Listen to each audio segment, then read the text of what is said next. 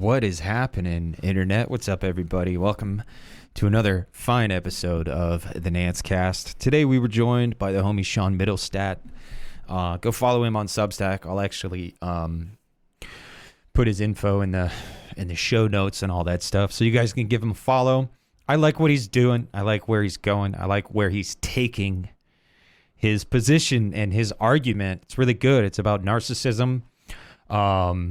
But it's not about narcissism to sit here and like try to label people and diagnose people and I don't know, call people nasty names or anything like that. Like, he really is trying to discuss the world's problems, from the angle that he sees fit, that, from his perspective, this makes the most sense to talk about these things in this way. And it's excellent. Now, we will be doing a follow-up to this conversation soon. So it'll be kind of a part two or even a continuation of this conversation, but we'll also get into other stuff we didn't get into at all. And for this episode, just go ahead and sit back and give it a listen. He's a great guy. I like him a lot. Go ahead and give him a follow. Check out his work. Enter conversation with him. I think he's got an excellent position, and he does break it down well. We were talking after we recorded this episode, and he was like, man, I feel like I didn't do a good job explaining it. I think he did a great job explaining it. I think you'll agree with me, and yeah, give it a watch. Welcome, Sean, and we'll see you soon. Like I said, we'll be doing a follow-up to this conversation pretty soon. And without further ado, we'll go ahead and get right into it. So, the whole plugging, introducing, and plugging, I don't know, man. I guess I'm not good at that. I just introduced him. And as far as a plug goes, follow him on Substack. That's where you'll find his latest work and all that good stuff. So we'll see you soon. Thanks, guys. Thanks, folks. It's the best podcast ever!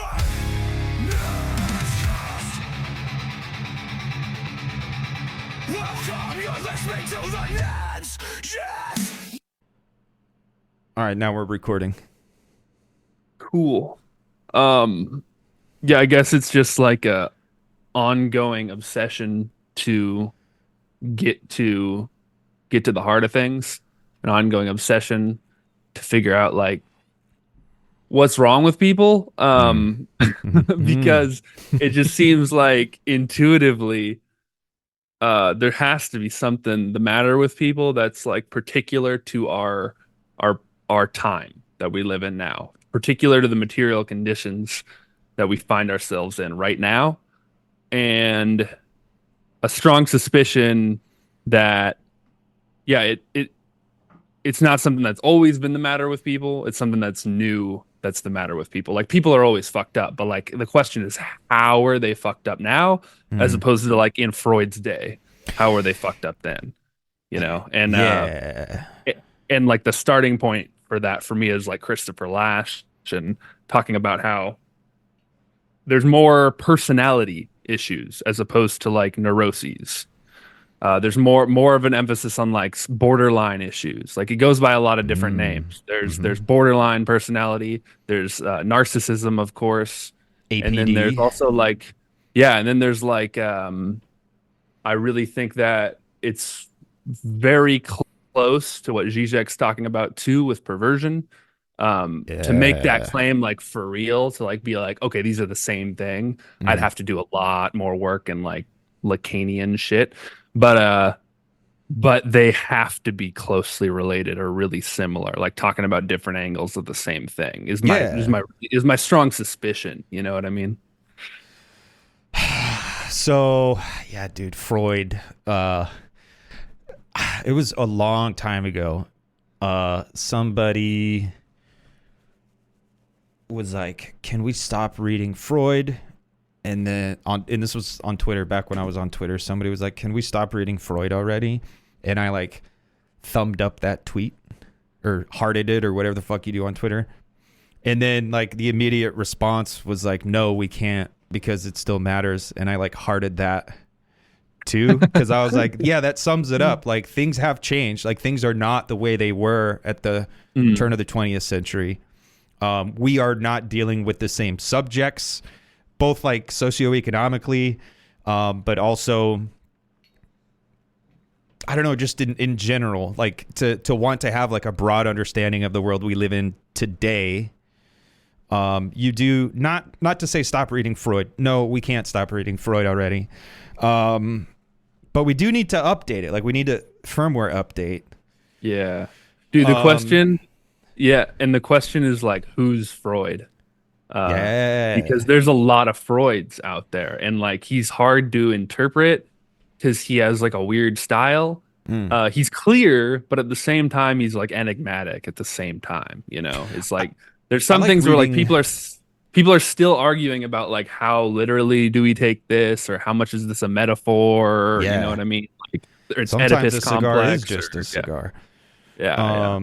I like reading Freud like he's more young than Jung. Like Jung is seen as like the weird mystic and all the spooky, goofy god shit, but Freud is, I think, taken as like more material. I like reading Freud as if he's just as mystical as Jung, if not more so. Dude, you're onto something there, I think. I don't know about that. No, you are. Have you read Philip Reif's book on Freud? No, but I have heard you talk about it. Yeah. It's Freud, the Mind of the Moralist. But it's so good. I haven't even finished it yet because it's that good. Yeah. That it's like I'm reading it super slowly and like stopping Savoring every other paragraph and writing notes and like looking things up, and but it's so good. It's I like his Freud a lot. And like, so he talks about how like Freud was a super voracious reader, like read everything. Like humanities library was massive, and so did Jung. But in Jung, that all comes out in Jung's work. Yeah. And then for Freud, none of it does. Like, except for like the Greeks, you know, because he names a lot of things and after Greek ideas and Greek myths. But besides that, for the most part, most of it doesn't come out in his work because he's trying to maintain this like veneer of scientific respectability to really just to Reef seems to present it as he's just trying to like appease his age, you know. And that's still and at his time he was accused of being unscientific, and that's still the main critique of Freud today, is that he's not scientific enough. Even though he was really trying to make it scientific. There's only so much you can do. I mean, there really is only so much you can do with the quote unquote soft sciences. Like it's not material. Like it literally is subjective. So I think there will always be people who levy that, oh, it's not scientific. Of course, it's not the same type of scientific as like the material sciences and math and shit like this. This is dealing with interiority. This is dealing with subjectivity. So of course it's subjective. But no, I do think he really did try to do this exhaustive thing where he was like, well, we're people. We all seem to have this this equipment in common. The consciousness, subjectivity, blah, blah, blah, language. Let's try to do whatever we can do to figure out like the commonalities. Like it like he is looking for a method, a rigorous method. And I think he does achieve a rigorous method. But again, it needs to be updated. We're living in the future. And yeah, I think maybe people would be upset and you know, say sensational things about what you're trying to do. And I think it's cool that you're like, yeah, I'm not trying to do anything. I am just trying to understand it. Because I don't think you're out here trying to make any sensational claims. I think you're just trying to understand stuff. And you've been talking about narcissism and community and identity and these things for a while now. And I like what you have to say about it all. It kind of coincides with a lot of the thoughts I've found myself having that have to do with identity and like subjectivity and how we respond to our material conditions and what the fuck is wrong with us. Because again, it's very clear that something is wrong with us. So what might it be. The other day we were Yeah. talking about the suburbs. Yeah. Um, the suburbs are fascinating, dude. I don't And know. and I want to say like when it comes to like narcissism, I think like that the reason I brought up that like scientific part is that it gets weird when you're saying like you're announcing something as a pathology or saying that like certain people are pathological, etc. But like what Reef points out, this is why really like Reef's Freud, is that like a lot of the scientific side of Freud is like a lot of it is him trying to save face, a lot of in the sense of like he's trying to be respectable, you know, For sure, and for sure. it's not that psychoanalysis is entirely unscientific, but it's weird to be too scientific when you're talking about people People, dude. because then you've put yourself the second you do that, you've put yourself in the position of God to Hmm.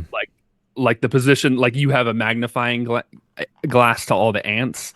And what's important about psychoanalysis is not that element of it. What's important about it is that there's the sense of implicating yourself, like transference, for instance, like Hmm. implicating the observer in the observed. Hmm. And that's so important when you're talking about people, and you have to do that when you're talking about people. Otherwise, you're doing something false. You're lying. You're doing something, it's a pretense of objectivity where you're Yeah. trying to act like you're outside of what you're talking about, and you can't possibly be.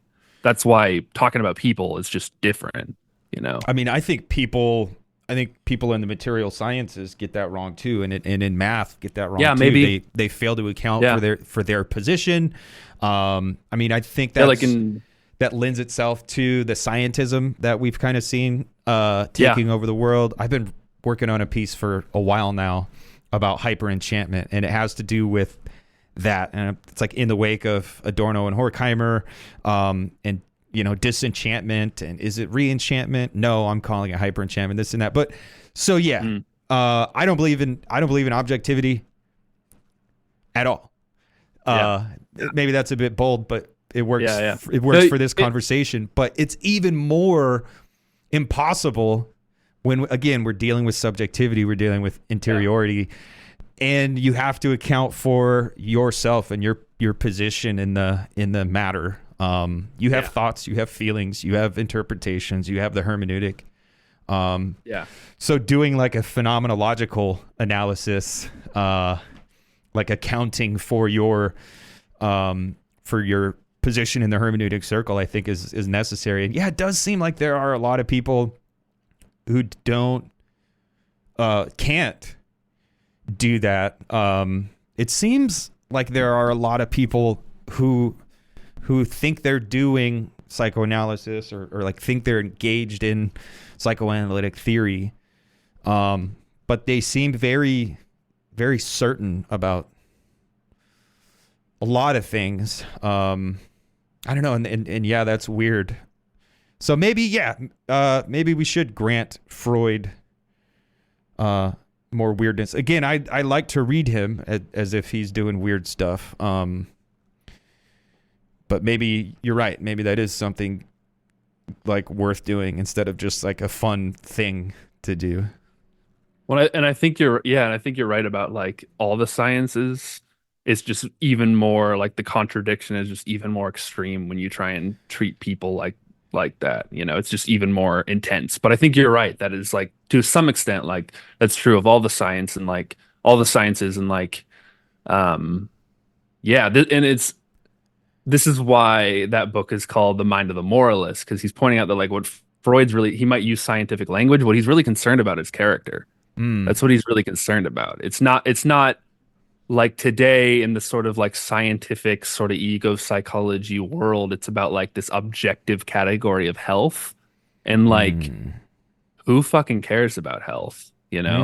Like I don't think mm. Freud really cared about he only cared about health just as much as you needed to. Like he wasn't overly obsessed about it where it's like we need to make like the perfectly well-adjusted person. That was not Freud's goal at all. It was like we need to make you so that you can like have a life and then the rest is up to you, dude. I don't care about solving all of your little neuroses. I don't give a shit. You know, it's just like We need to make it so that you can live a life worth living, and that's it. That's all we care about. It's crazy. It definitely does seem like today there is a general push for the perfectly well-adjusted individual Which rather is than just insane. yeah. It's Yeah. insane because the perfectly well-adjusted individual, that's like in it.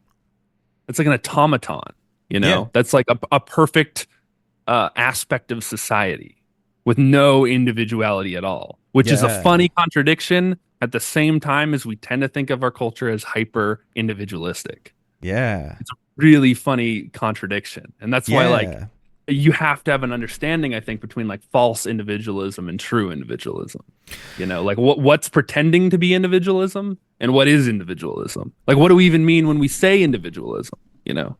What do you think, like,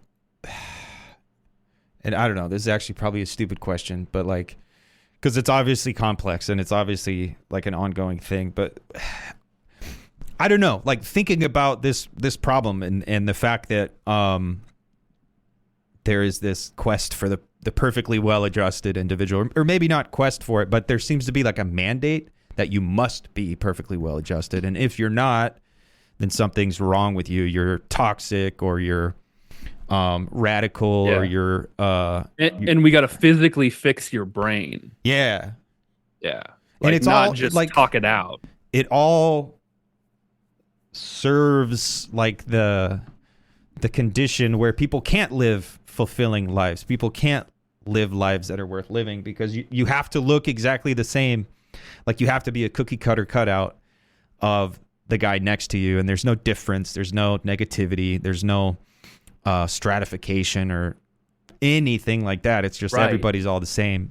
Which leads to people like really wanting to differentiate themselves really strongly and look really trying, going out of their way to try and differentiate themselves, you know, and like try and be the like prove how much of an individual they are because like deep down we all know that we're not, you know.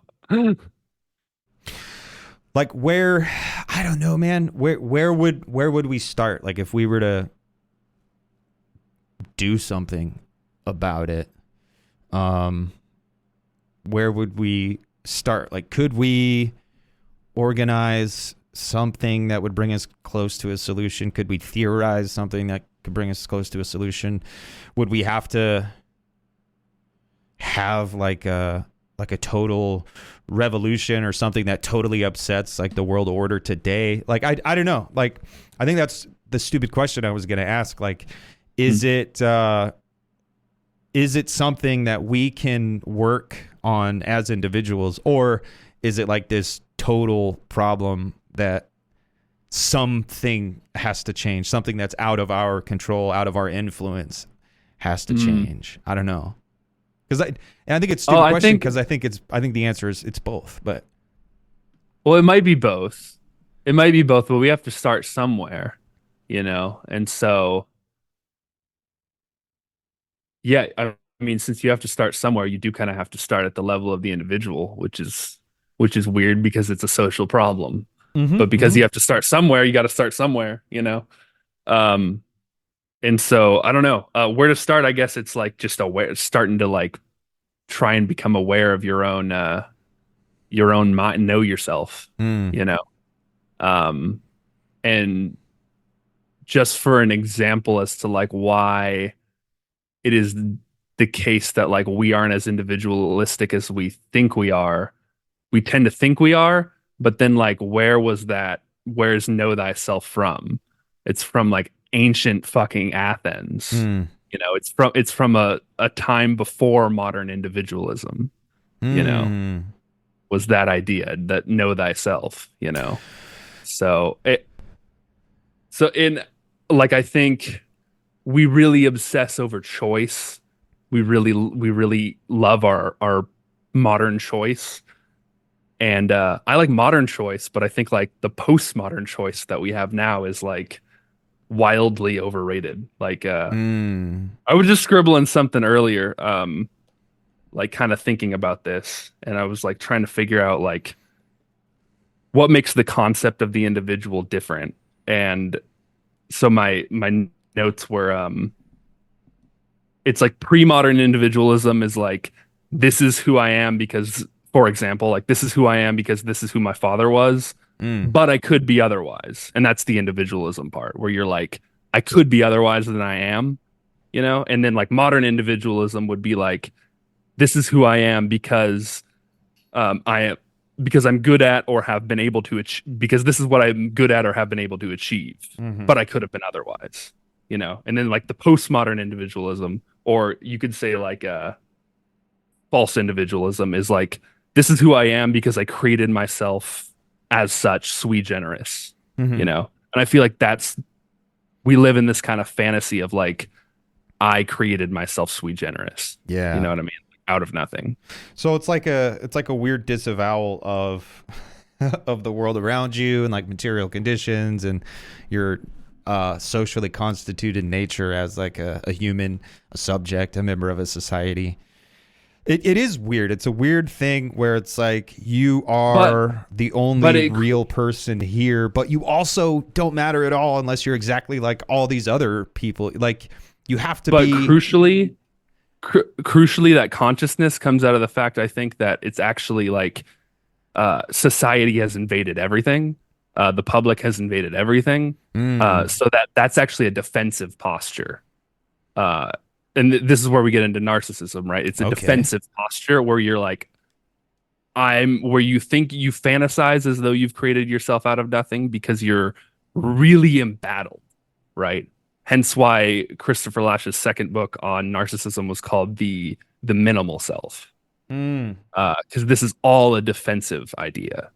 Um, and like I like to think about how so I'm getting into stuff that I'm like that are more notes just because it's like on the top of my head. let's do it, dude. And I'm excited to think about it and talk about it because I'm expanding actively like what I've been thinking about. Yeah.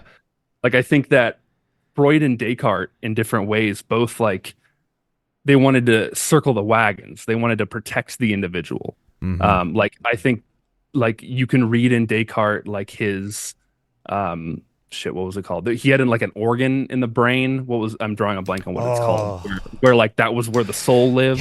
yeah, yeah, yeah, You know what I'm talking about? yeah, Yeah, I'm yeah, drawing a blank yeah, on what yeah, it's yeah. called. But like his dualism, right? Yep. His mind body dualism is like you could try and read between the lines and be like, what is he really saying here? Like implicitly, I think he's sacralizing the individual in Mm. the face of modernity. Like things are starting to become deterritorialized, and maybe everything can be scientized. Like Mm-hmm. maybe science can go everywhere. Maybe the market can go everywhere. You know, the old feudal relations are breaking down, and so where in this scientific schema are we gonna place the individual and protect it? So that it can't be tampered with and can remain sacred. Well, I'm Mm. going to create an organ in the brain for it, you know. And then Freud comes along and in a different way sets up the individual's character and says that like um, want sort of just to a certain extent to him character is destiny and he wants to sort of like protect the human character and foster the human character and develop it and not and remove its neurotic roadblocks and Mm. protect this hard kernel of character from society, which is sort of beginning to bear down on it even more.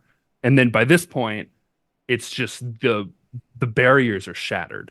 Like there's no distinct we can't tell the difference between where the market ends and where our psyche begins. You know, we Mm. have like the intense desire for like a self your own little self-created perfectly unique individual identity is like a fleeing from the fact that we can't tell the difference between our psyche in the market or our psyche in the public. It's invaded everything. You know, in the specifically in the neoliberal era, it's the commoditization of everything. I So like that, dude. we're besieged. You know, Identity is a flight from the public, the social, the market, um, the commodity but form. Like, like because we call like shared resources public property, I think we get a little confused. Mm. I think the public isn't contracting. I think the public is like too big and it's everywhere. You know, like we have at this point, we have devices listening to us. Yeah. That's the public in your space. You know, we have cameras. Like I willingly put this camera up in my own house. Yeah, in the house. Like that's the Yeah, yeah, public yeah. in my space, you know? Yeah. There's Like that was not a thing before. there's been a weird inversion, or maybe not inversion, but yeah, there's been an invasion. Outside has gotten inside, like outside the home has been brought inside. And there are a lot of people who show their ass and like do messy shit out in public, out and about. And it's like you should probably do that like in your home, but the distinction isn't what it was. The distinction might not even be real anymore. Yeah.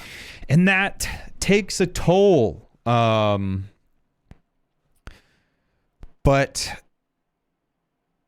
narcissism, like it's a word that I don't know. A lot of people use it. I think most people have their own private meaning of it. Yeah. It might sometimes it might be kind of sensational when you hear the word. It's like, whoa, what is it? What is it? But the fact that you're kind of you're highlighting it. You're saying this is narcissism. Let's fucking break that down, or you break that down. Yeah, I think most of the time when people use it, it sounds either more intellectual than to just call someone a selfish asshole. And so you use it to like sound like you're more authoritative when you're calling someone a selfish asshole For because sure. it sounds kind of scientific. It's got like a psychological veneer to it, you know? For sure. It becomes the kind of fallacy where you're like, I know what I'm saying, and that guy sucks. Yeah, yeah. And I think my first draft of like the essay that we did at the turn, I think it sort of came off that way a little bit. And I sort of I was like, oh shit. I didn't realize that's how my voice was coming across. I need to change that shit. So I rewrote some shit in it.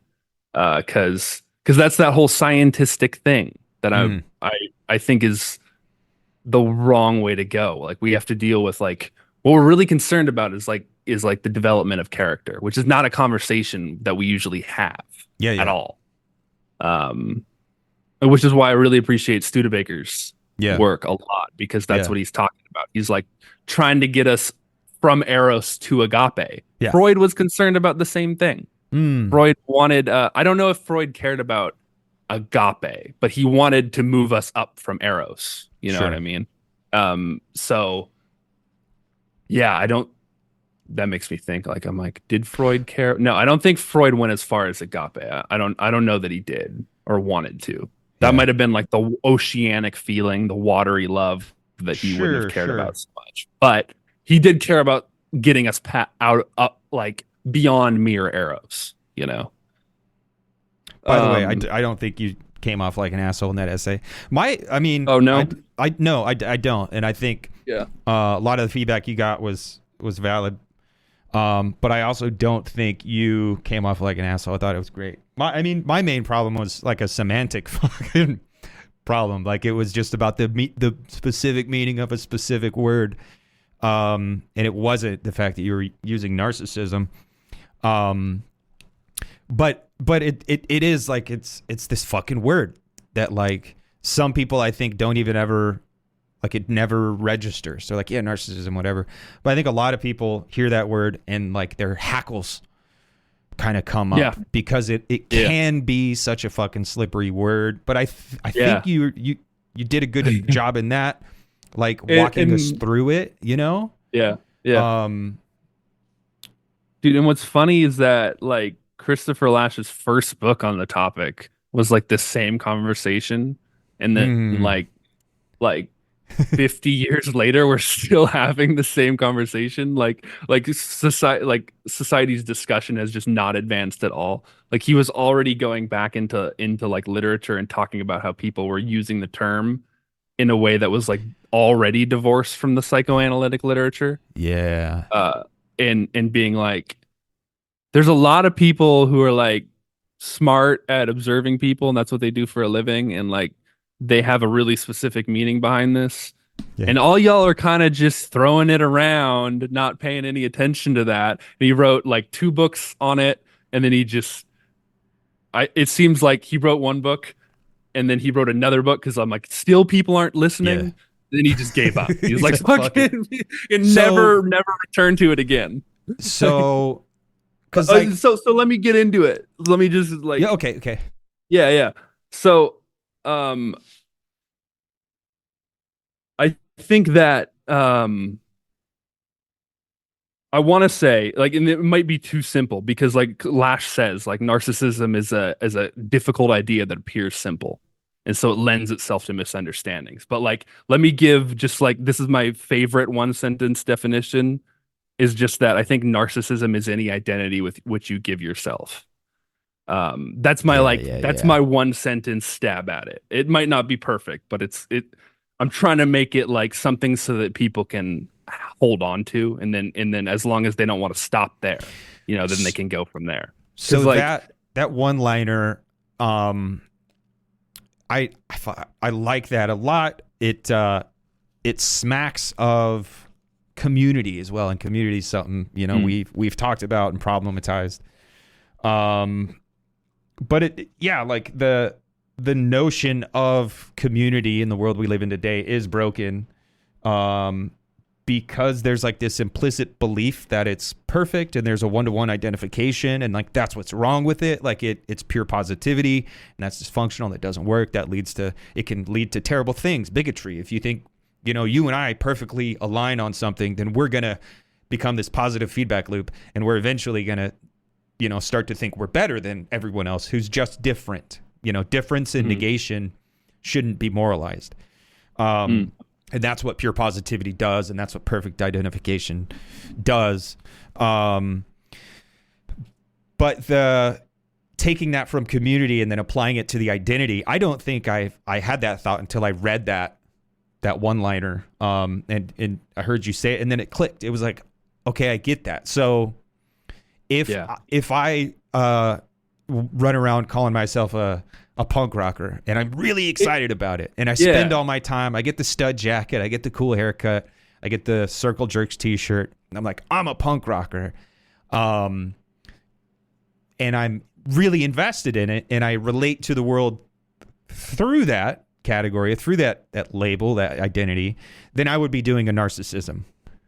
Not necessarily. Not necessarily. It has to like see, this is why like a one sentence definition is like impossible. You know what I mean? For sure. Because I think like that's why in that essay that I wrote, I distinguished between like the punk rocker of today is more likely a narcissist than the punk rocker of like the 1980s. Yeah, yeah.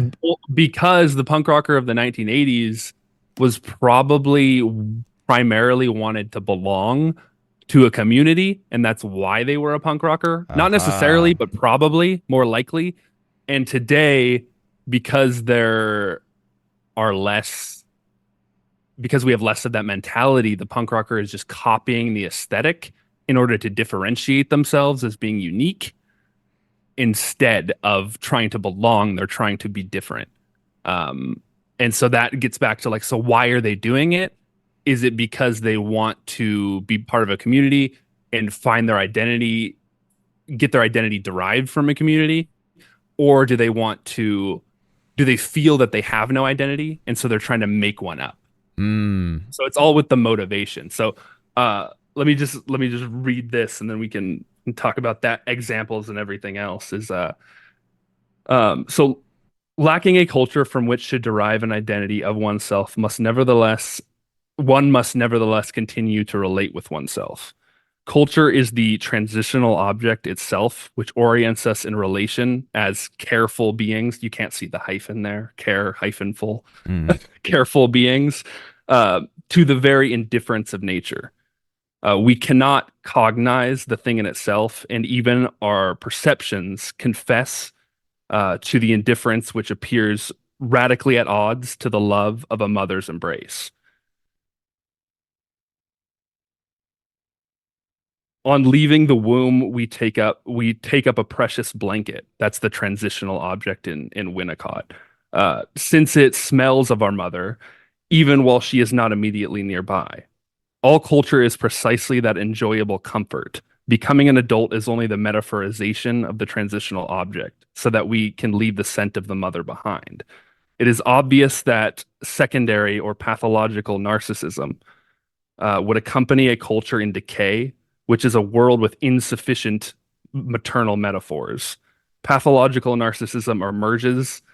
And this is a quote from Christopher Lasch. Quote, if the child for some reason experiences this separation from the mother with sorry, I can't read my own handwriting. If the child for some reason experiences this separation trauma, the separation from the mother with special intensity, that quote for some reason is the threadbare social fabric with more holes in it than Swiss cheese half eaten by mice.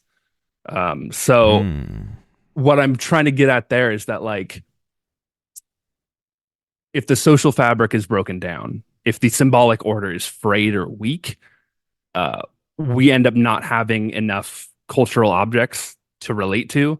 And then we end up lost. We end up wandering. We end up without a home, not without a home, but without waypoints, without markers that we can use to relate to and find our bearing in the world.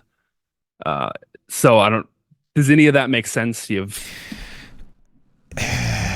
Yeah, I mean, like, everything is just kind of like free floating, and we are kind of floating in a void. We're not able to be rooted in anything in the social or in the world around us. Like, we are, it is like post-modernity. Like, it's all just up in the air, and it's like, fuck, nothing is real, nothing matters. I don't know who I am. I don't know where I belong.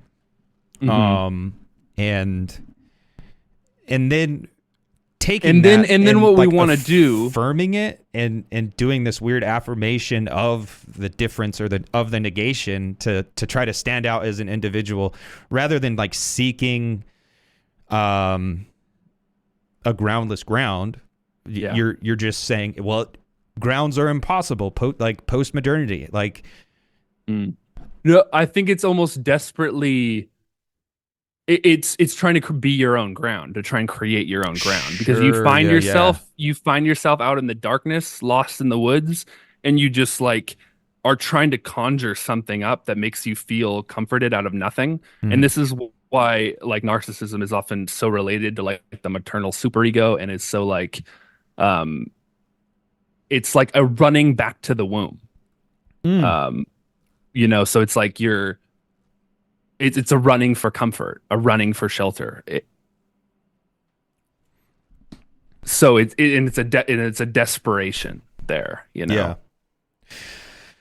I don't know if any of that makes sense, but I'm trying to like simplify it at the same time as I want to complexify it, so that we don't walk away with a misunderstanding. But also, like, I want something for people to be able to hold on to at the same time. So I'm trying to walk that tightrope, I think it definitely does. And I think, like, rather than, like, we find ourselves already here. The world is fucked up and terrifying. We're in this dark forest, and we don't know where we are. And of course, we're going to derive comfort somehow. And one way we could do so, and this is going to mix metaphors here, but like, one way you can do so is by acknowledging the fact that you are part of something bigger than yourself. And, we collectively have lost our way, and we need to find it. We need to come together. But then the narcissist response is to say, I have to do this all on my own. I have to create markers and waypoints, and I have to create this identity out of whole cloth, and no one is going to help. I did this all on my own. And so, yeah, both choices, and let's not say there's only two, there's a myriad choices, but like, they're both responses to this kind of the trauma of subjectivity, the trauma of like modern subjectivity, where we are in this horrifying world, and we are lost. Um, but seeking comfort in the other is one way to do it, and seeking comfort in the self is this kind of narcissist way to do it. Now that's my take, and like restating back to you of what I just got from you. Yeah, yeah, yeah. It is. It's a comfort in the self because, like, I mean, the root of narcissism is self-love originally. But if we think about like the story of Narcissus, where like Freud likes to like draw a lot of his names and things from Greek myths. Like the story of Narcissus is like falling in love with your image. And Ooh, I think that's it. And I think that's a really useful full metaphor yeah, because it's not maybe the easiest way to get in is it's not self-love. It's like self-love coming back as self-hatred mm-hmm. and self-loathing, you know? Sure, sure. Yeah. Yeah. So I guess a term I've often used is like paranoiac narcissism, or like Mm. you're a paranoid narcissist. And I think I've said before, like, I think everybody is a paranoid narcissist. We are all in this state of like, we're fascinated with how much we hate ourselves, and we're fascinated with how much we imagine everyone else hates us. Now that's probably a perversion of the terms paranoid and narcissist, but I like I've used it all along. But so is the element of like hate in narcissism in the first place? Like, yeah, I mean, I think it ends up resulting in like a self-hatred, but I don't know. That's not the part that I focus on just Okay, because okay, I think it can result in a lot of things. Like okay. So these are, yeah, it's like there's a lot of reasons to be like, I don't know, a lot of like, you can't like look at one behavior ever and be like, oh, that guy's like someone bragging. They might be doing it because they're because they're just legit genuinely happy like, about something. yeah, and they're just like, I did it. I know I can do it. And Yeah. I think it's like really it's like an over investment in like it's funny because a lot of people like I hear like Lacanians talking about like perversion and the fact that people are want to be identical to their symbolic identity. And I feel and like they over identify with their symbolic position. Mm-hmm. And I feel like narcissism squares the circle in a way where it's like yeah, you're over identifying with your symbolic position, but because you're not confident at all in yourself in a Mm. way. Like, I don't know. I don't know if I'm doing a good job explaining any of this. Like, it was all so clear in my head, and then like I I think it's try and pretty clear. explain it. Yeah, I yeah, think it's pretty clear. yeah. So how much, like in your essay and in like some of the conversations we've had, you do a lot of this like psychoanalysis and like subjectivity, and I think you're better on that than I am. But we've But I'm not also had, comfortable there. for Yeah, sure. I mean, good. I want to be able to bring it down to the level where I can talk to anyone about it. You For know, sure. and I'm working on that. You know, but I feel like it was necessary to just start there. You know. Well, I Yeah. think that was great. I think I'm tracking. I think probably I think you do a good job of breaking it down. My big question is I feel like I've arrived at like a similar kind of idea about what's happening with identity and community and subjectivity, but I've come at it from like a material, like I focus on like the commodity form. Like I'm not over here really doing a lot of Yeah. psychoanalysis work. But I feel like I've still arrived at least in the same ballpark as Hmm. where you're at. And I think And you that's my would. biggest question is Yeah. like how much of this do you think is going on in the commodity form itself versus in the subject?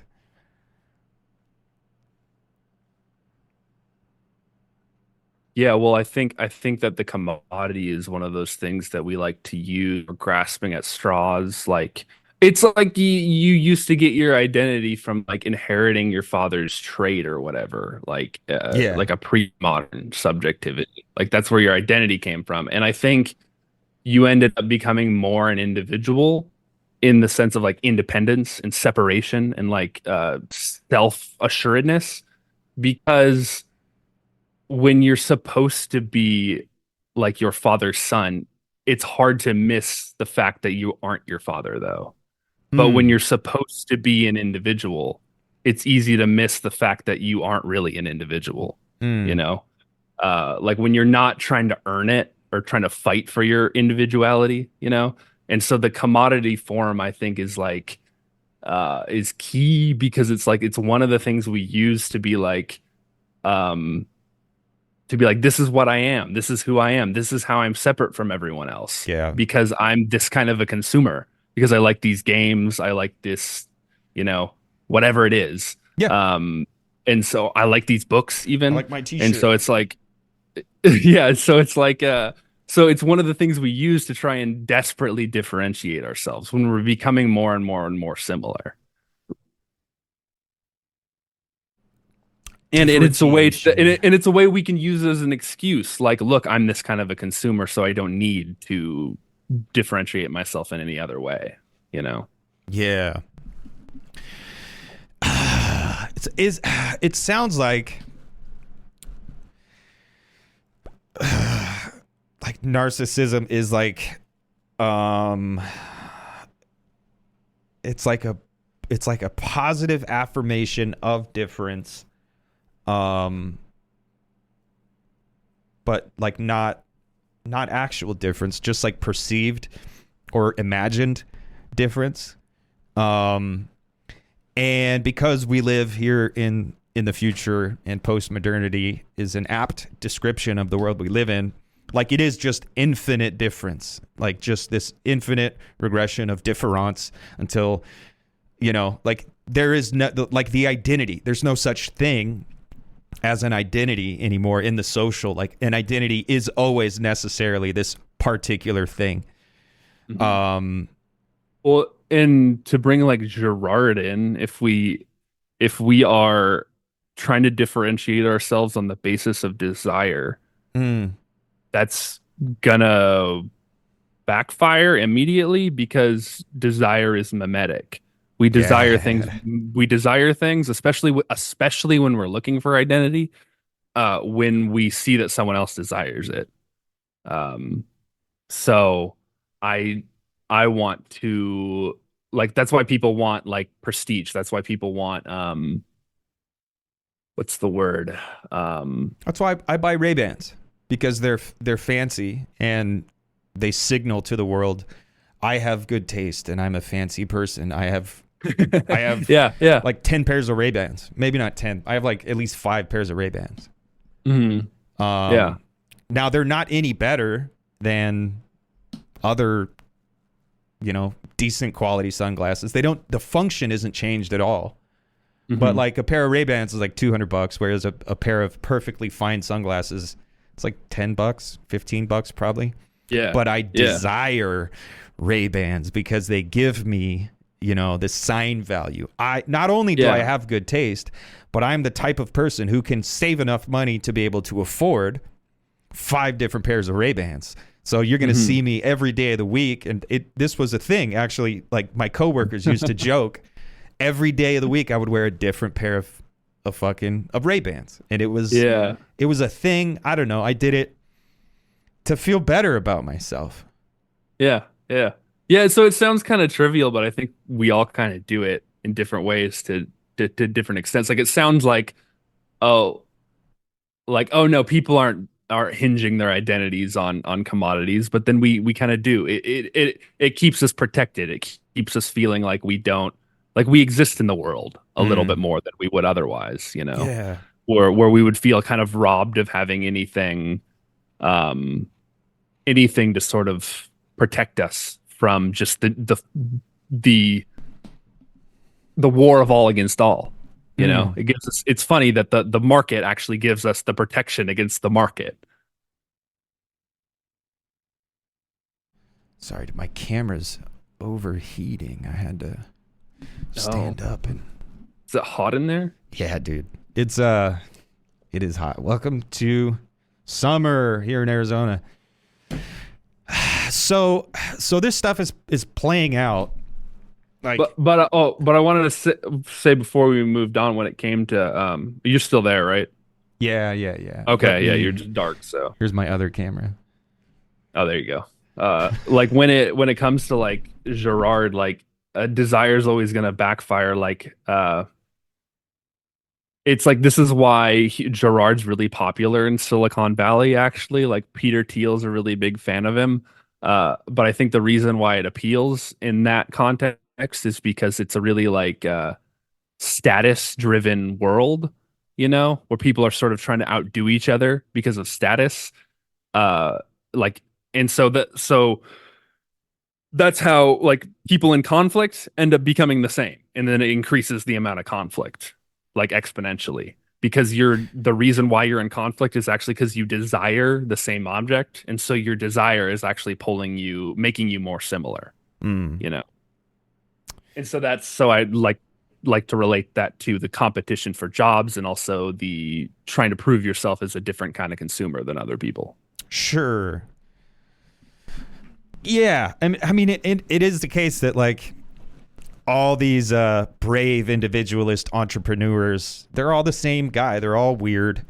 They're all Um, fucking weird as shit. they all drive the same car. They all wear the same clothes. They all have the Even if same they habits. don't, Yeah, though, even if they don't, even if they like, it's just they have the most superficial sense of differentiation. Like I wear like this brand and I wear this brand. Well, that's the most superficial sense of you both desire the commodity is the point. yeah. So like And, this, and to me, it's not a them that it's like we all do it. It's inescapable because we have no choice but to we're so dependent on the corporation. We're so dependent on the commodity. It's almost inescapable. There's almost nothing we can do about it other than to try and like psychically disinvest in what we have to do anyways, yeah. I like at the individual level. think that is kind of it because we kind of don't have a choice. Like you can't really buy things anywhere that aren't commodities, and commodities are getting worse, and shitification is real. Um, but you kind of have no choice but to play the game. But I mean, there is something to be said for being self-aware. I was just talking to my partner this morning about BDS and like Gaza, and she's like, oh, there's more stuff got added to the BDS list. And then there's like another list that she was checking, and she's just like, there's so many lists. Like, I don't know what I'm allowed to buy and what I'm not allowed to buy anymore. Yeah. But like my response was like, well, I don't care about approved boycotts and approved, lists of approved commodities that you can and can't purchase, because I don't really believe that boycotts are as powerful as they used to be, because like everything is just captured, and ultimately at the end of the day, like everything is owned by the same people, and you're not hurting anybody. But there are so many lists and so many boycotts and so many things. Like we should just buy less in general. Like rather than Yeah. worrying about like, oh, I need to boycott all these people. Like, well, let's just find ways we can consume less. Let's find ways we can like reduce the commodities we have in our lives, and find actual objects of use that aren't commodities. And now, how do you do that? I don't know, man. I mean, find used shit, build your own shit, try to grow your own food, try to do like mutual aid networks and stuff like that. But it's hard to do. Well, and you're also not going to die if you have to spend if you're not going to die if you learn how to work on your car, if possible. Like Right. if your car is old enough to work on yourself. You might actually die if you try and work on a new car. Yeah. 'Cause they're designed to be like unfixable by any layperson, You have to be a computer programmer. Yeah. But if you have an older car, you're not going to die by learning to fix it yourself. Like the fact that you spend a little bit less time watching TV because you're doing that, you're going to be okay. Like in Yeah. fact, you're probably going to like feel a lot better about yourself by learning how to do that. But On the other side of it, um, because you'll get a sense of like satisfaction from doing it. But on the other side of that, you genuinely can't work on new cars. Yeah. Like I wouldn't recommend anyone do that, you know? So if you have to have a new car or you eventually we're all going to have new cars because the old cars are just going to get too old and become unfixable eventually. Yep. So we're all going to have new cars eventually and we're not all going to become computer programmers. So this is why there's a limit to what we can do as individuals, you know. Yeah. But there's something we can do, you know, but there's a limit to it. No, I think, yeah, starting at the level of awareness and trying to like divest some of the It's energy. back to what you said about why are you becoming a punk? It's back to Yeah, that. yeah. It's like why are you buying a new even if you choose to work on your own car? What if you're just doing it because you're obsessed with your self-image as somebody who works on your own car? Yeah. Now you're right back into the identity trap. Yeah. And trying to differentiate yourself, trying to create yourself out of nothing. And that's just not how identity works. This is why it fucks with your personality to try and do that. Here's what I wanted to say earlier, and here's an even better way to put it. This is what I should have started with. Narcissism is like giving yourself a nickname. You can't do it. You can't do it. Ooh. Try and give yourself a nickname and make it stick. It's fucking pretentious. No one will let you do that. No one will call you what you call yourself. Yeah. That's what I should have started with. But that's awesome, dude. Yeah. I called myself Spike one time when I was a kid because kids were like, "Hey, what's your name?" And I was like, "My name is Spike." And I thought I was so cool. I was like, how old was I? I couldn't have been more than like 6 or 7, dude. Dude, that's a great example. Cool. Yeah, but they were like, "That's a great example because." Yeah. That's a great example because that makes sense to do when you're a child. But we all try and do as adults, we try and do an upscale version of that because you can't mature in this culture. You know, it's very difficult to mature in this culture. It really is. Because the ability to self-reflect and know thyself and to become something that you're proud of upon reflection, that's harder to do because we have to serve more and more. We have to serve the market. And so because we're trying more and more to run around serving the market, we're not investing in our own talents, our own callings. We're not finding out those things about ourselves, our own proclivities. We're not doing that. We're just trying to maximize shareholder profit now. Yeah. And so whatever we're using in the midst of doing that to feel like an individual, we're just feeling like an individual. We're not actually being one in a meaningful sense. We're not actually finding ourselves our whatever, like our own most potentiality for being. Even if I might be bastardizing Heidegger, but I don't care. I still like to use it like that. Like even if we're doing that, like yeah, we're not doing that. We're not like ontologically becoming ourselves. You know, we're meaninglessly becoming. We're not becoming ourselves at all. We're finding meaningless differentiations. Yeah, and we have no choice but to like, because it's our identity and it kind of takes place in the symbolic. We have no choice but to speak in the language of the world we live in, of, you know, the world society, whatever. And that language has been totally captured by the market. Like language itself has been commoditized. And this part is where I think like the rubber hits the road for your project and like what you're talking about. 'Cause it's like, I think there's probably most people who hear you break it down would be like, yeah, Sean's right. Like I can see where he's going, or I agree with him, or yeah, he's right about that. But I think a lot of them probably wouldn't care. Like a lot of people would just say, well, it just sounds like, you know, you're doing psychobabble, or it sounds like you're making I don't know, you're trying to differentiate yourself by saying I'm going to use narcissism and this and that. Like But when you get to this part and you talk about like we don't actually have the ability to invest in the type of self-reflection it would take to get to know thyself, then it does become more interesting. Then it does start to matter more. But what would you just say to someone who isn't convinced of any of your kind of argument or your position? Yeah. Well, it's almost hard because I feel like you have to like have an intuitive sense from the beginning that something's wrong with your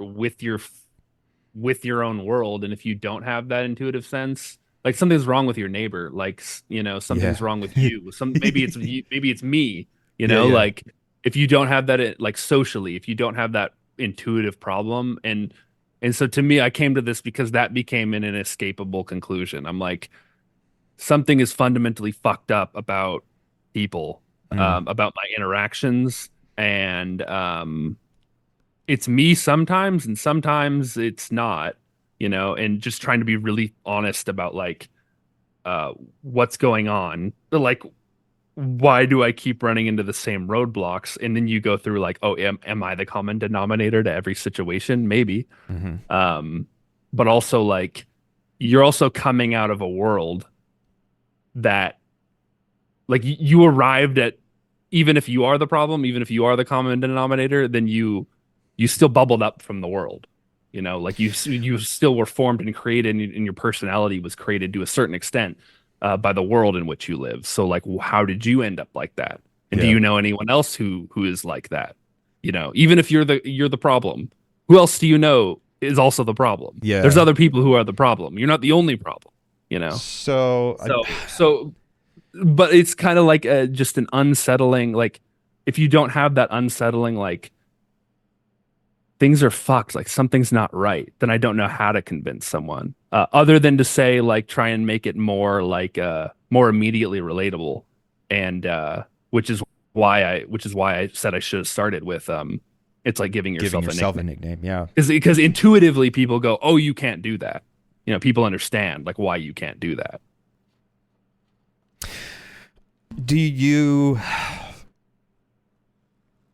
Have you encountered people who are, first of all, living the dream, and I'm sure there are those people out there. I'm sure people who exist who think everything's fine. I don't know. I don't know if I've met many of them, but excuse me. Also, are there a lot of people who kind of reject the social aspect of it? Because it is true, we are socially constituted, and even if you arrive at this thing where you're like, well, I'm fucked up, it's true that we're socially constituted beings. So your problem, even though it's your problem, it arose in the social. But I think there are people who reject the social. I think there are people who believe, no, this is wrong on the inside of that person, and the inside belongs to the inside. The inside has nothing to do with the outside. Yeah. I thought you were going to ask a different question when you started that, so I like my mind was spinning in an opposite way. But answer what you thought I asked. And then we'll unpack it. I want to think about that though. That's true too though. But what I was thinking first, like when you started that question, I was like, I think that there's a lot of people who, I think a lot of like socialists and Marxists, and every Marxist starts out a vulgar Marxist, I think, like wants to blame everything on the material conditions. And the material conditions are a massive, and like as though psychology just doesn't exist at all. Yeah, dude. And that's like goofy as shit, because like humans are still here. Like you can't just completely bracket them out because we live in a human. It just doesn't make any sense. So that would give us a world of all automatons once again. Then we would not be actual subjects. We wouldn't be people. We would be golems. Marxism, vulgar Marxism, is narcissism. Yeah, Anyway. maybe it is. Yeah. No, it might be. I don't know. Like,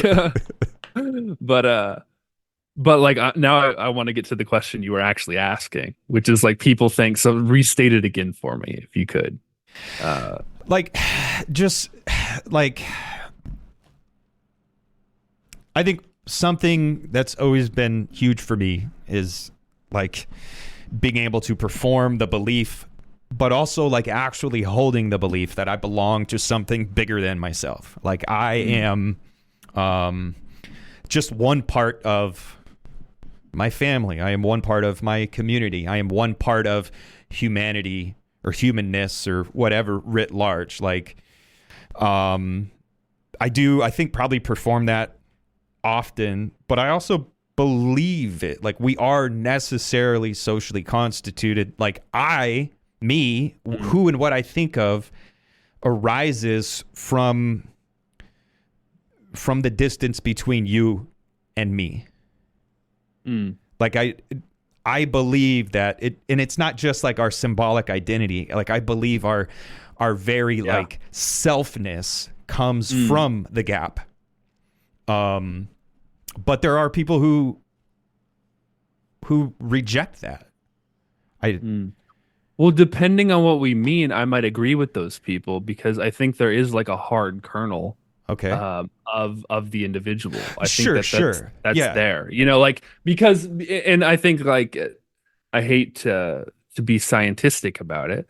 But it's not scientistic, I think, because it does confirm a lot of intuitions that we have that like we are born a certain way and that's the way we are. Like and there's a significant part of our personality that is innate. There's a book called Innate if anyone's curious. It's about neuroscience and it's about the extent to which like what we are is what we are.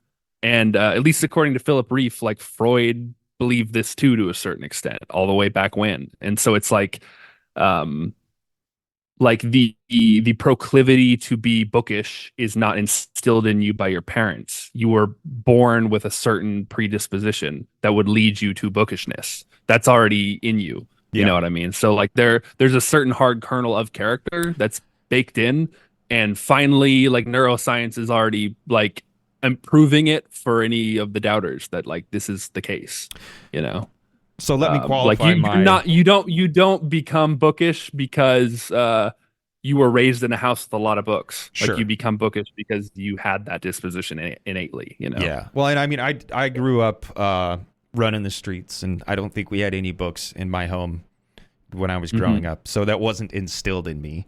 If anything, I found books as an escape from the kind of the chaos of being a little hood rat. But so to qualify my position, because like we are born and we have proclivities and preponderances and predispositions and all that stuff, and then as we grow up in society, those things unfold. Sure, I think our ethical the fact that we are subjects, the fact that we're political subjects, our ethical worth and our ethical efficacy and like all these questions are social. And so subjectivity and self, like there is an element of it's the equipment that you were born with, and there's like this mechanistic metabolic thing happening in you that is very machinic. It is very much like this will be that way. But then there's that, like that's a split. Like we are animals, we are also humans, and we have the intellect and we have the ability to think and overcome. So when I do say we are like necessarily socially constituted, I'm focusing more on like the ethical side of it. Like I'm not trying to reject the fact that we have brains and we have actual like material equipment. Because I think that would be absurd. Which the social can't really touch. It can't do much about. It can't completely take it out of you. You know? Like if it, like I, not to go to disabilities, but disabilities are just one example of of that, like that Yeah. can't be refuted. Like if someone has equipment that just works a certain kind of way, no socialization or subjectivization is going to change Yeah. how that works. Yeah. Which is why autism is kind of an interesting topic here in the future, because some people have made the claim, I think I've made the claim, autism is increasing, which would imply that it's a social thing. Or it's the vaccines, Nance. Or it's I forgot, dude. That's Dude, it. that's what disturbed me. Like, it. I don't want to go on a whole thing, but I've just been thinking about this as like I'm sympathetic to certain like people who are worried about vaccines. I really am. For sure. But what disturbs the shit about the anti-vax movement is that the narrative that I'm familiar with is that it starts with parents trying desperately to kick the autism out of their kids. Jesus. And that's the thing that's discrediting to me about it, not that they're resistant to science or like professionals jamming shit down their throats or that they're skeptical of the government. I think we should be all of those things. 100%. 100%. But the thing that makes me like grossed out about it is that like the narrative I'm familiar with is that that's where it really begins, is people like thinking that their kids are like basically being socially humiliated that their kid turned out autistic. And I'm like, dude, have you met autistic people? They're fine. Like they're weird, sure, in a way, but like they live full lives. They learn how to deal with it. Like they're fine. So like, I mean, there have been examples of like parents killing their children on accident with weird pseudoscientific cures. Yeah. Accidentally killing their kids because they were trying to get the autism out of them so desperately. So anyway, that's just went down a rabbit trail there, but it's just been on my mind. I'm like, I'm listening to anti-vax people and I'm like, I see where you're coming from. I really do. And I sympathize on a lot of things. And like they did used to have mercury in the vaccines. They took it out apparently, but they did used to have it. And like, we shouldn't just trust some like government asshole to inject us with whatever. Like, you know, like I understand where all that nervousness comes from, but I'm also like, yeah, that's the part that's really disturbing to me about it, about the whole thing. Yeah. That sucks. Yeah. Because like autistic people they're fine. Leave them alone. Like they're just people, you know, with like some quirks. They're fine. You know, we all got quirks. We all got our quirks. Yeah. Anyway, sorry to drag us down. No, but I mean, it's true, dude. Like that's a valid point to raise. Like you shouldn't make fun of people who are anti-vax and say, "Oh, they're stupid. They're horrible." But you should disagree with people who are abusing their children because shit like that. Yeah. Not that they all are either. It's for just sure that if this comes from that place, then maybe we should be just as skeptical about it as we are about the doctors and the medical establishment, which we should also be skeptical about, you know? Yeah. So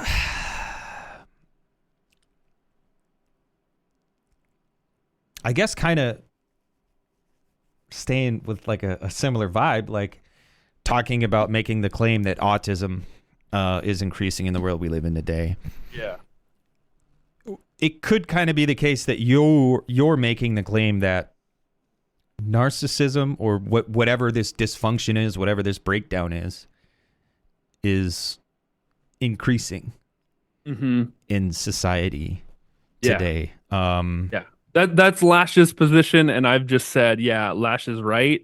Then, and it's just getting worse. That's my position. It's just accelerated. Whatever Lash said, when he's talking about like the 1970s, like that trend is just accelerated. It's just pedal to the floor at this point. It's just getting worse. He was right, and it's only gotten worse since then. Yeah. One thing I really like is when you're talking about the suburbs and you're talking about, because I think that is, I don't know, like it's a weird thing, and it seems like there's like these social trends and like shit with the economy and commodity is happening on one side, but then there's also these tendencies in people and like social proclivities and shit like that. So it's like a weird double acceleration. With our homes, with where we live and how we live and where we work and how we get to and from work and how we conduct ourselves and shit like that. I don't know. I kind of want to hear you just like say something about kind of suburbs and post-modernity and the individuals, the fake individuals or whatever. Yeah. Yeah, and I actually I was thinking about the commodity too. And that's related to the suburbs because that's the commoditization of homes. That's turning homes into commodities where you're more worried about the resale value Yeah. than you are worried about you're not like the something can begin as a commodity and then you take it out of being a commodity because you're going to pass it down to your children. You're not going to sell it again, you know? So it's been a commodity once. But if you're worried about the resale value of your house, at that point, you're living in a commodity. And so what does that do? And speaking of the commodity, like Lash actually says, and I still think what I said was right that we use the commodity to differentiate ourselves, but he kind of distances himself from that and says that like the main point behind the psychic problem that the commodity gives us is actually that the commodity is so temporary and it's designed to be so temporary and it's so novel that the main problem is that it focuses us on the future rather than the past. So we don't. This is why we don't give a shit about traditions.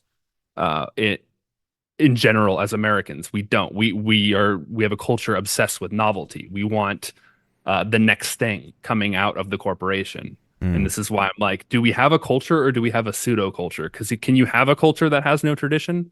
Is that still a culture? And even when we invent a tradition, like no homage is paid to what just came before it. Like hip hop is a tradition.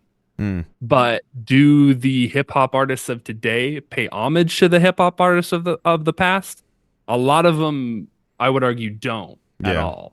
No. Some of them do. A lot of them don't. A lot of them don't give a shit about anyone who came before them at all. Yeah. That's just one example. You could say that about everything, though. You could say that about um, just about every. You could say that about pop music. Do people who like pop music today care about where it came from? Do they care about funk and disco? Do they care about Michael Jackson even? Do they care about any of this? Or do they just care about Miley Cyrus now?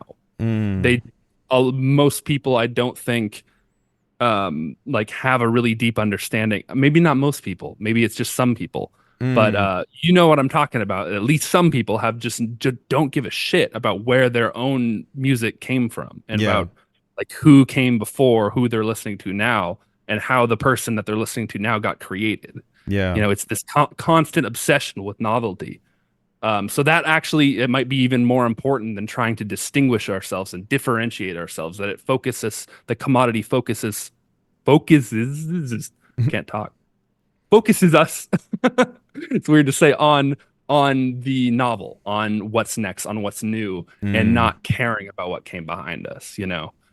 Like tradition isn't a stodgy thing. There's cultural traditions and they matter, you know, like rock came out of blues. That actually matters. Otherwise, we don't understand the rock we're listening to now, Sure. you know. I So, think but to circle back to your original thing about the suburb is like that's what we're doing with the land. That's what we're doing with our homes.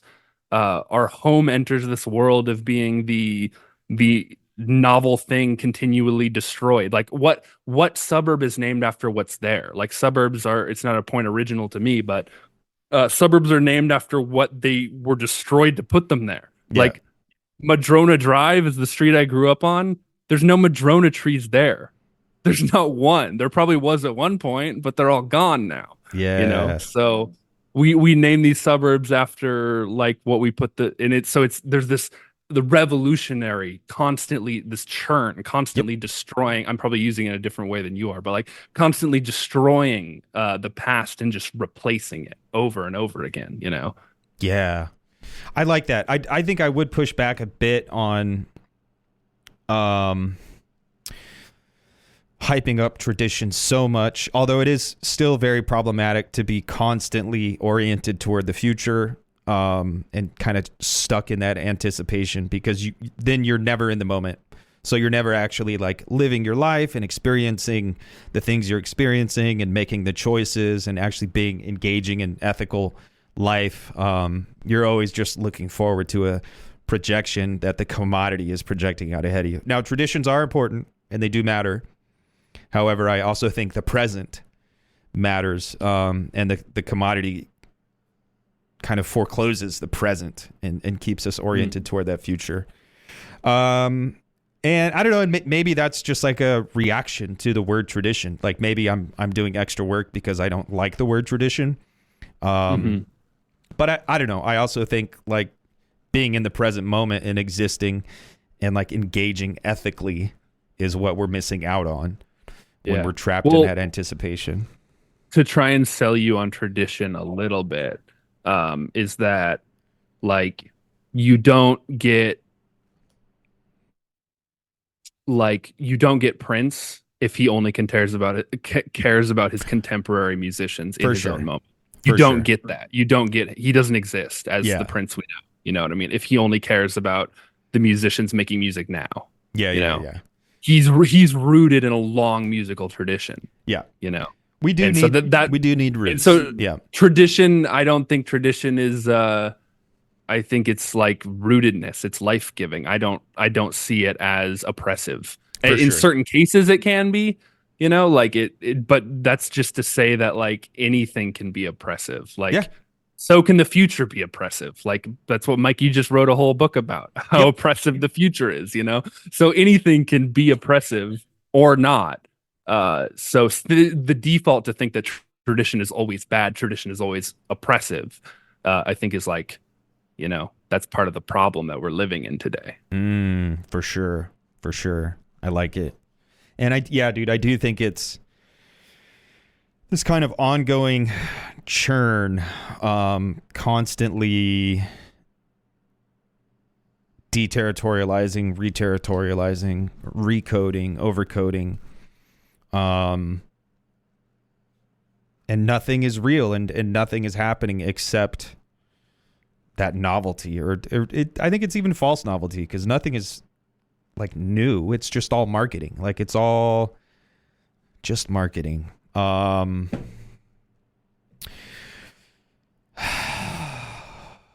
But also like practically too, the suburbs also, like Putnam and Bowling alone, there are 3 problems which has led to the decline of he's a sociologist, so he's just doing like empirical studies, and he's like a scientific one, so he's not trying to go out on a limb. He's just looking at the numbers, and we do socialize less today than we did in the 1950s, empirically.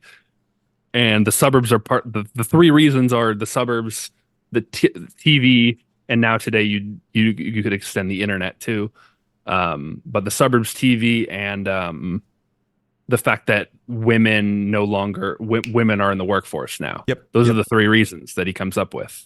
And obviously the last one is like, you know, it's not acceptable to me that they weren't allowed in the workplace, but now they have to be. So we're talking about a qualitative change as well as, you know, like it's like women also don't have the freedom now to not be in the workplace more than they did in the 1950s, at least depending on what demographic you're talking about. But and so that was the social cuts both fabric. ways. Those were like those. The fact that somebody had time to schmooze and somebody had time to organize shit, like that's really the point. It's not about like women should be doing that. It's that somebody once upon a time had time, you know? And now everybody's in a dual income family and they still can't afford anything. Yeah. So I think you have an interesting point about community, or you had in the conversation we had, you had an interesting point about community, and I think we agree. But the way you said it was, I was like, whoa, dude, you're wrong. But then we actually talked about it, and I was like, oh, you're not wrong. You're right. But it had to do with identification and like pure positivity, and affirmation and community. And I don't know. And that's another one of those words that at Yeah. first blush to a lot of people is like bad off the cuff. And I just think this is some like something we just kind of need to get over because I feel like community, it's just a thing. It's not inherently bad or good. It can be bad, but that's why we want a beloved community. We want a community that Mm. builds people up, not a community that is like a cult or like tries to stultify them. We don't want that community. Not all communities are the same. They're just a thing. And we want good ones. Like it's just that simple. And like if we think community is bad from the get-go, then there's nothing we can do. Yeah. There's nothing at all we can do because we can't start at the level of like um the government. Like how are you supposed to build? You got to start somewhere is the point. So you got to Yeah. start at the individual and the in your friend groups and your family, in other words community, so you got to Well, start somewhere. and that was basically the point you made, was that community is good actually. And I was like, whoa, whoa, whoa. But then you went on to say like, no, we need a community that can withstand difference and negation, and that's actually inclusive, Yeah. and that you actually belong to, not what gets sold to us as community, the hyper real community, the commoditized version of community. Yeah.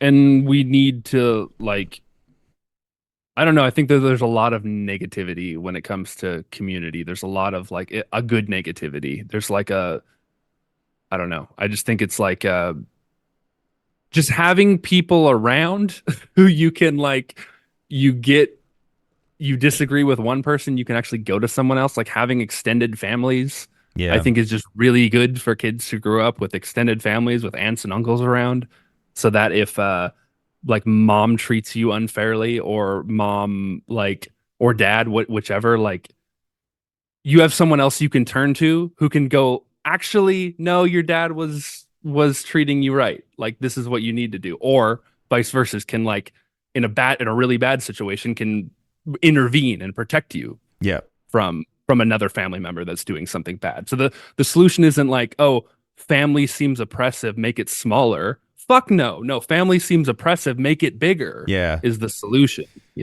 Allow it to support itself, and let it actually unfold the way it needs to take care of itself. Yeah. Because if you want global change, you have to start locally. You have to start somewhere. We can't just wake up tomorrow and have all these problems solved. And that might sound kind of like stupid or cheesy to somebody, but I'm like, it's true though. Like you do have to start somewhere, and like who? Otherwise, you're expecting someone to come in and save you. Otherwise, Yeah.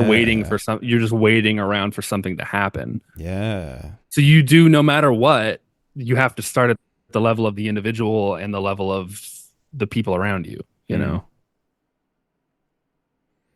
And work to build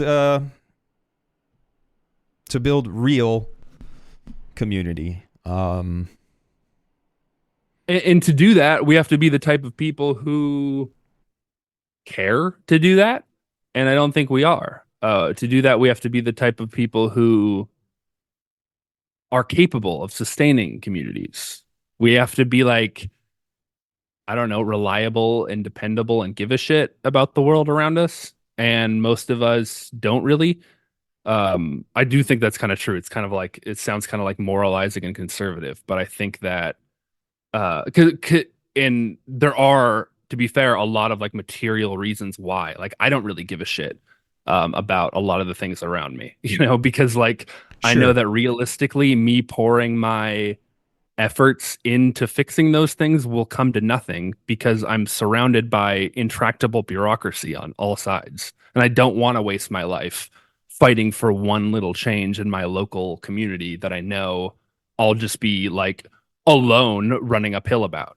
So I don't give a shit, you know? So I see problems out my fucking front door and I just ignore them, you know, because I'm like, I don't want to be one person Mm-hmm. like trying to fight for something that realistically might never change. Because, like I Mm-hmm. said, intractable bureaucracy everywhere you look.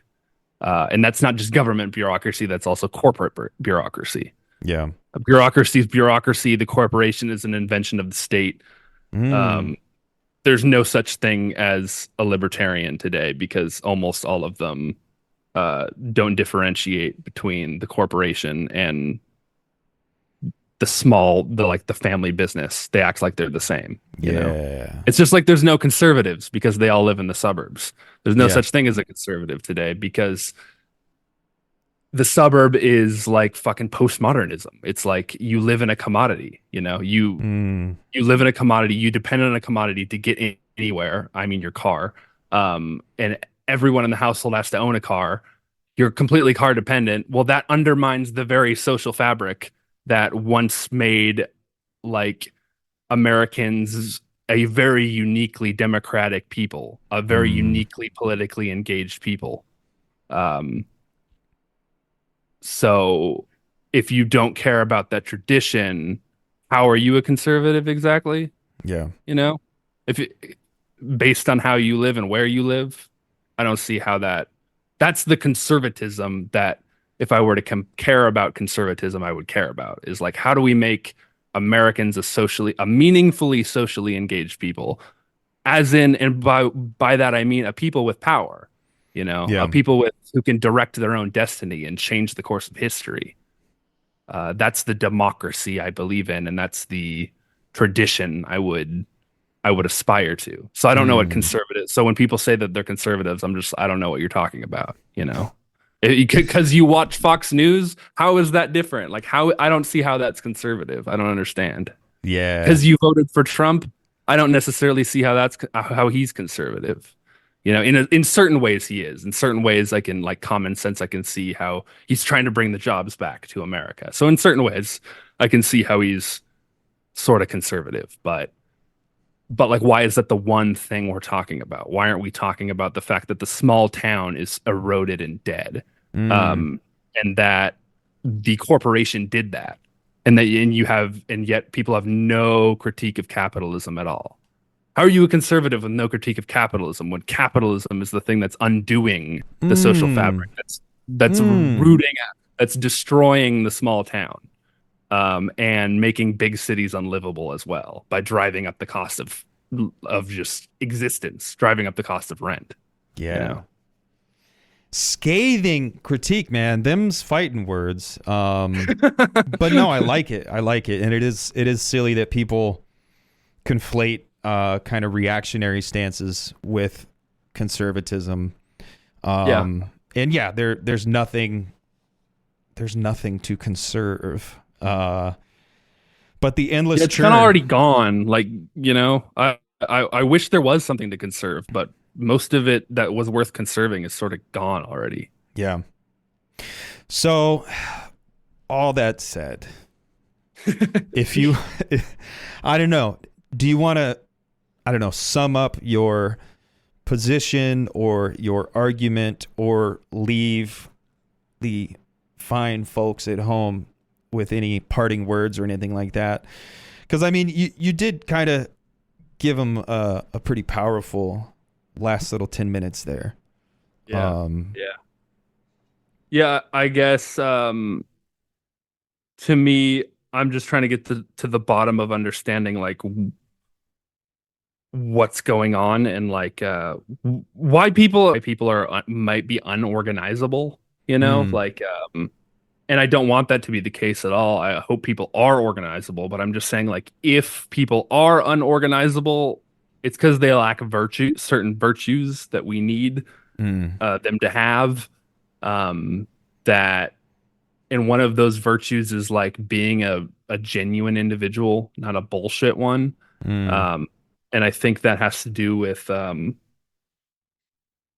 actually being separate from the public, having some distance from the public. And by Mm. that I mean the market, you know. So you have to have some distance from that. You have to have a interior reflective life. You can't just be striving after everything you're essentially told to strive after, which is prestige, money, these sorts of things. But I acknowledge that that's a fucking uphill battle in the world we live in, just realistically. Like we have Mm. to survive. But the least we can do is not try and turn survival into an end in itself. Like, Mm. who cares that you survive in a world that's not worth living in? Uh, like let's assume that the world's not worth living in. Why should you be proud of the fact that you're surviving in it? Mm. I'm not saying that it's not worth living in, but I'm just saying, like, if at some point we're going to get to a world the way things are going that is genuinely not worth living in. Yeah. Uh, and and for some people, I understand right now why some people have come to the conclusion that it's not. Yep. So there's a lot of psychic pain going on, and we're covering it up with bullshit a lot of the time. Yeah. There's a lot of cope going on, and talking about it in terms of narcissism isn't a way to like find out who the baddies are and exclude them. It's also introspective to be like, what are the ways in which I am just part of the fucking machine? And even in precisely in the ways that I'm trying to be unique, the trying to be myself. Um, are are there ways in which the ways in which I'm trying to be myself are the ways in which I'm being part of the machine, Mm. you know? So we just need that introspection. I really think we do. We need to work on Bildung. We need to work on cultivating our own virtues and not worrying about, we're not worrying as much about the material outcomes and how we look. We need to like be confident in ourselves. And in order to do that, we have to like wrestle with ourselves. Mm. So that's where I'm at. And like, that's what I'm trying to get to the bottom of. And I think that there's just a lot of fake bullshit motherfuckers out there. That I don't want to be one of them. I'm Mm. trying not to be one of them. So So yeah. get a mirror, take a long hard look. Don't fall in love with your reflection. But don't ever allow yourself to be lulled into some kind of tranquilizing satisfaction with your reflection. The world is a fucked up place. You are, first and foremost, you are your potentiality for being. You are first and foremost and above all your I could be otherwise. Like I Yeah. feel like that is putting that at the core of yourself, like what you could be rather than what you are. Like I think another way Yeah. to put narcissism is it's like forgetting that negativity, forgetting the negativity that is there in everybody, that they could be otherwise than they are, that there were other paths that they could have chosen. Yeah. It does sound Um, like it's this false belief that you're this self-same uh unique snowflake.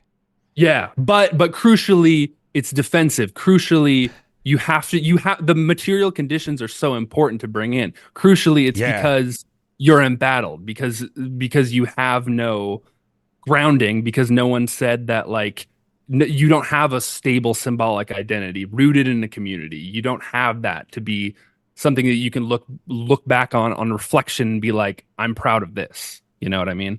Yeah. Um, you're not that either, but it's easier to find like when you live within a community that tells you who you are, it's easier actually to find that negativity Yeah. because you instantly go, "No, I'm not. Yeah. No, I'm not. I could be otherwise."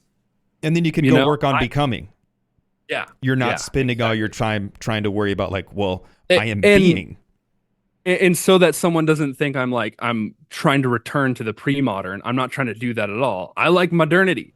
To Mm. me, modernity is this is who I am because this is what I'm good at or have been able to achieve, but I could have been otherwise, right?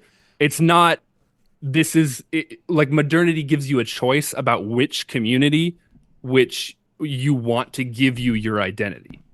And to me, post-modernity is there is no community.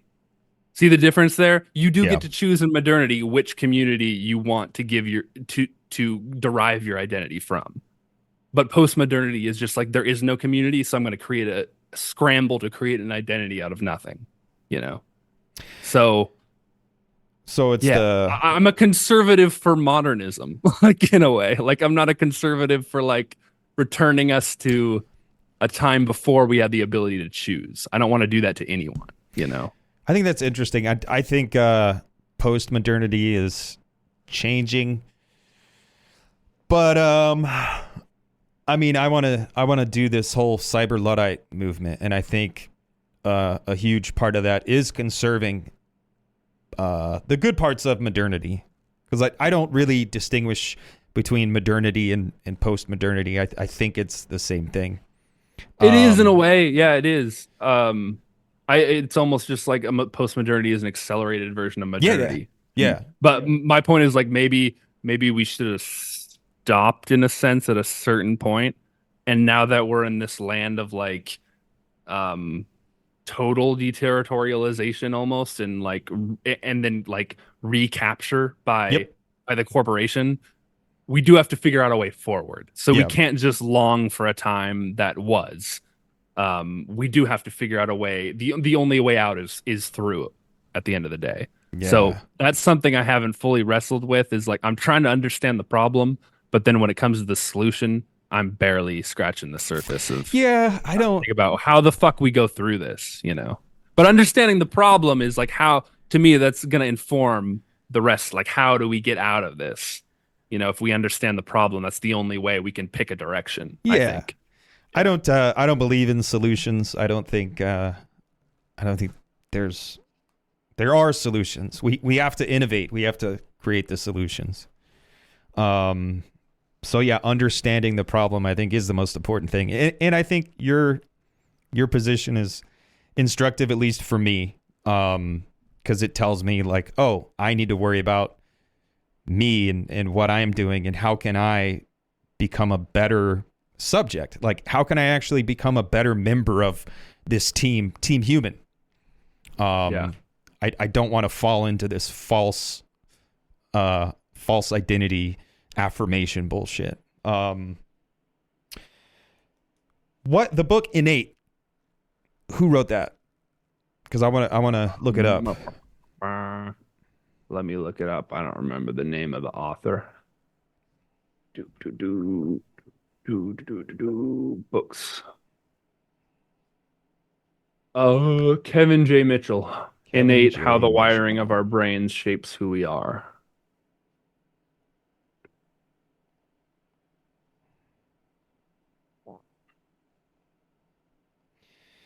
Mitchell. I Like like one. how he like starts out in that because he's like, yeah, most parents you ask them and they're like, how did your kid end up becoming like wanted to become a doctor or whatever? And they're like, I don't fucking know. Like it's just that one turned out that way, and I had this one, and that one turned out that way. I didn't do anything, you know. Yeah. That's just like they've always kind of been that way, you know. Always kind of been that way. Always Yeah, kind of been that way. I think, yeah. yeah, dude. I think there's room. I think there's room for both. Um, but you said like the could have been otherwise when it comes to like the good part about identity. This is who I am because of what I've done, what I've been able to achieve, and where I found myself and where I was able to get to. But I could have been otherwise. I think that's Yeah. like that does so much heavy lifting. Yeah. And there's room for both. Like there's room for they've always been that way Hmm. and could have been otherwise, because Yeah. there is this tension in the individual subject. And I think talking about narcissism is asking the individual out there to reflect and actually manage that tension, because there is a tension between you were always this way and you could have been otherwise. Hmm. And it's an individual tightrope Yeah. Yeah. that you have to And walk on your own. And I think that the narcissistic response is to like defensively react to that as like it's to defensively react to the I could have been otherwise as like no I am, Yeah, you yeah, know, yeah, like no I am this. yeah, It's like, you know, clinging to something desperately. yeah. Um, and I think it's a defensive posture, and it comes off sometimes as like powerful. Mm. You know, it manifests Yeah, as because it's like pure affirmation. It's like, no, yeah, this is the way it is, and I don't care about your hypotheticals. Could have been yeah. otherwise. I am this way now, and I am imposing myself on the Hmm. world. Yeah, and Um, sometimes that's the result. Sometimes it results in an extremely manipulative, power hungry person who like megalomania, you know, the mhm. Like Howard sometimes that is Hughes. the result. Not always, like because you can't look at any sort of like external behavior and be like, oh, unless you have to experience it over like a period of time. You have to really like sit with it and see the pattern, and then like you have to be able to recognize. You have to know the person. You can't see it from the outside and be like that For person's a sure. narcissist. Oh, that's Yeah, that. Yeah, yeah, yeah, yeah. Like it yeah, has to yeah, be like yeah, a sustained thing. But no, I think it's fair to discuss because we're discussing society and we're discussing tendencies. Like you're yeah, not out here giving diagnoses. Um, yeah, I care very little about diagnoses in the world we live in today. yeah, Now, that's not to say yeah, that they don't matter and that's not real. Psychology is supremely important. But in the world we live in today, diagnoses are yeah. not the end all be all. I mean, kids read the DSM 5 on their own and they go and they self diagnose. Yeah, I think Yeah. we can all collectively pump the brakes when it comes to seeking diagnoses, and use these kind of terms and structures to talk about society and trends that exist in the social. Hmm.